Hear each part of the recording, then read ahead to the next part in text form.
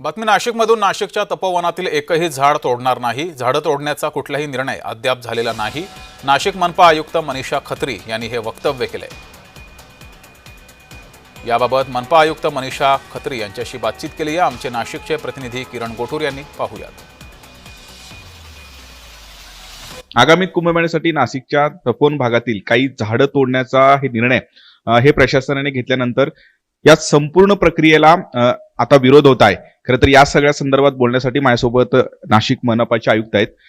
Madam, अगदी काही झाडं तोडण्याचा आपण हे निर्णय घेतला, त्यानंतर काही स्थानिक लोक असतील किंवा पर्यावरणप्रेमी असतील यांनी खूप मोठ्या प्रमाणात विरोध केलेला आहे. नेमकं कारण लोकांमध्ये एक संभ्रम अवस्था.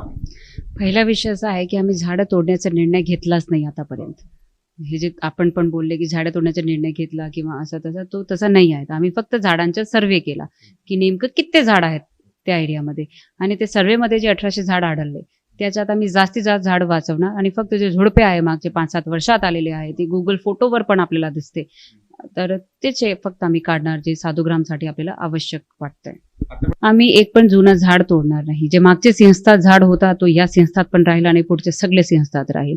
जे झुडपे आलेले आहे प्रदेशी व्हरायटीचे जे झुडपे आलेले आहे जसं की रेनट्री, काशेद, आपला सुबाबूल आणि जे पण एकदम खूपच असे पॅरासायटिक वाढले आहेत, फक्त त्याच्यावरच आम्ही थोडं हे करणार, म्हणजे काढण्याचा निर्णय घेणार. आणि ते पण जेवढं आमचे प्लॅनमध्ये जे खूपच म्हणजे जिथे काही समजा आपल्याला जर्मन शेड उभारायचे आहे आता या लोकांसाठी, साधुग्रामसाठी, साधूंसाठी, भाविकांसाठी, तर जिथे आपल्याला हे मोठे शेड करायचे आहे आणि फक्त त्याच एरियामध्ये आम्ही ते थोडे काढणार. आणि जास्तीत जास्त प्रयत्न हा राहील की जे आपला मोकळा एरिया तिथेच आम्ही हे शेड करणार.